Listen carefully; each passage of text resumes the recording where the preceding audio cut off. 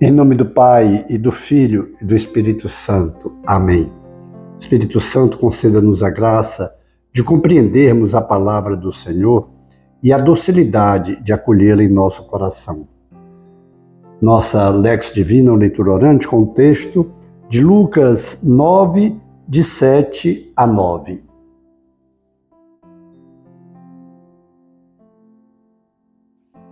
O tetrarca Herodes, porém, ouviu tudo o que se passava e ficou muito perplexo por alguns dizerem: é João que foi ressuscitado dos mortos, e outros: é Elias que reapareceu, e outros ainda: é um dos antigos profetas que ressuscitou.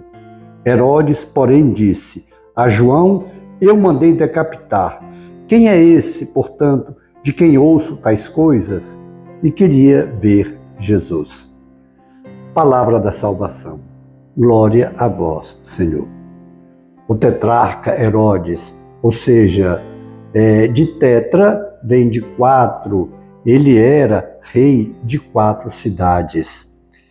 E é interessante que a gente lembre que o precursor de Jesus, João o Batista, ele anuncia Jesus e fica muito conhecido porque Jesus, inclusive, se submete ao batismo de João. E por isso daí João o Batista, João Batista. E João, ele faz uma séria admoestação a Herodes, porque Herodes, ele havia se casado com Herodíades, que era esposa do seu irmão Filipe.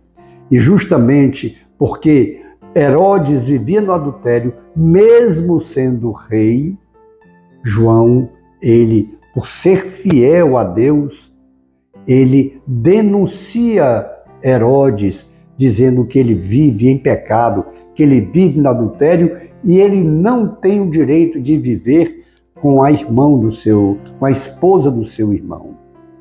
E nós sabemos que no aniversário de Herodes, a Salomé, filha de Herodíades, entra e aquela dança erótica faz com que aquele homem que é depravado, que é devasso, fique louco da cabeça e faz uma promessa inconsequente a Salomé: peça o que você quiser que eu lhe dou.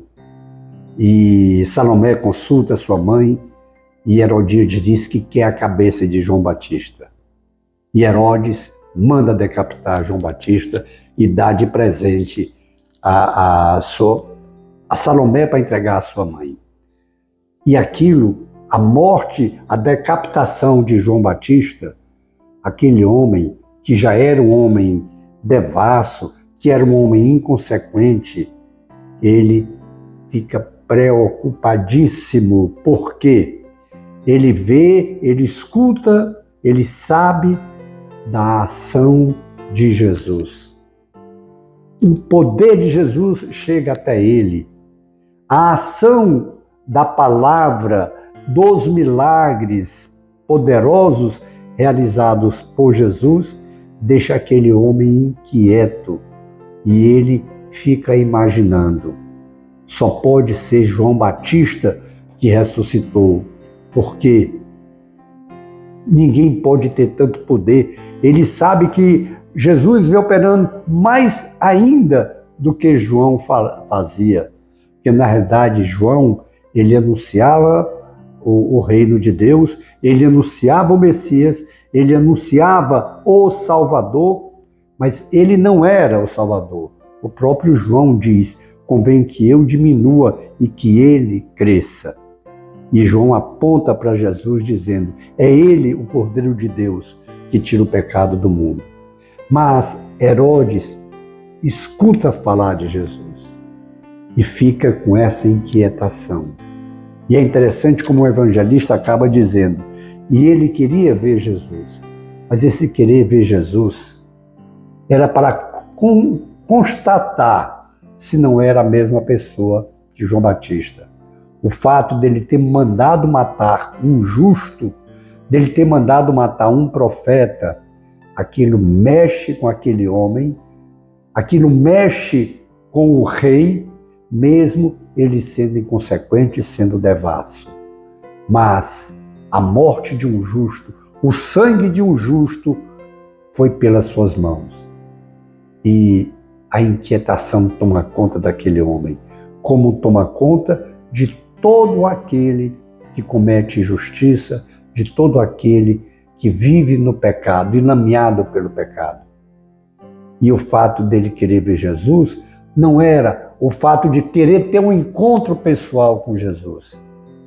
Que se ele quisesse ter esse encontro pessoal com Jesus, Jesus o teria recebido, o perdoaria, porque não existe pecado nenhum que não possa ser alvo do perdão, da misericórdia de Deus. Porque o perdão e a misericórdia de Deus são infinitamente maiores do que qualquer pecado que se possa cometer, até mesmo o do adultério, até mesmo o do assassinato, como foi o caso de Herodes. Aquele homem, mesmo sendo rei de 4 cidades, mesmo ele tendo o poder em suas mãos, pelo fato de viver numa vida promíscua, pelo fato de viver numa vida de pecado, pelo fato de ter assassinado um profeta, aquele homem vive numa angústia terrível, aquele homem vive numa depressão, aquele homem é inquieto, como é próprio de todo aquele que vive no pecado. É diferente de se cometer um pecado do que viver no pecado. Aquele homem se deixa envolver inteiramente pelo pecado.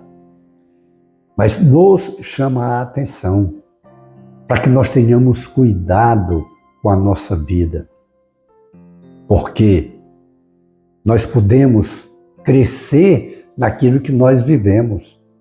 Se nós vivemos no pecado, a gente cresce no pecado. Aquele homem, Herodes, que vivia no pecado do adultério, ele passou do adultério para o assassinato, passou do adultério para um crime, para um homicídio. Veja, é terrível. Assim como quando nós estamos caminhando na graça, nós caminhamos nesse estado de graça. A gente cresce naquilo que a gente está vivendo. E devemos procurar ver Jesus, não no sentido de constatar se é ou se não é João que ressuscitou, mas desse encontro pessoal com Jesus. Porque todo aquele que tiver um encontro pessoal com Jesus, ele tem sua vida restaurada. Vale a pena nós lembrarmos de São Dimas, o primeiro santo declarado por Jesus. Era um ladrão, um malfeitor dos piores, porque morrendo na cruz. E ele mesmo se declara que merecia aquilo e pede a Jesus que lembre-se dele quando estiver no seu reino. E Jesus diz: ainda hoje estarás comigo no paraíso. Para mostrar, não importa que pecado nós tenhamos cometido. Se nós nos virarmos para Jesus, procurarmos ver Jesus nesse sentido do encontro pessoal, o Senhor diz para você, diz para mim, ainda hoje você estará no estado de graça. Ainda hoje você deixará de viver no pecado para viver em estado de graça. Passamos, portanto, esse compromisso com o Senhor de buscarmos Jesus, procurarmos vê-lo através da sua palavra, através da Eucaristia, através do grupo de oração, da comunidade. Nós temos a oportunidade de ver Jesus. E aí nos apresentamos diante dele e ele transforma a nossa vida. Ele dá sentido à nossa vida e nos torna felizes, já aqui, agora e eternamente. Façamos então esse compromisso de buscarmos Jesus com sinceridade de coração, para que possamos ter essa experiência com o amor de Deus. Depois, contemplemos as maravilhas do Senhor em nossas vidas. Glória ao Pai, e ao Filho, e ao Espírito Santo, como era no princípio, agora e sempre. Amém. E pela intercessão de Maria Santíssima, nossa Mãe, de São José, de Francisco, Teresinha, João Paulo II, que Deus nos dê sua graça e sua bênção, e sua face resplandeça sobre nós. Abençoe-nos o Deus Todo-Poderoso, o Pai e o Filho e o Espírito Santo. Amém. Face de Cristo, resplandecei em nós.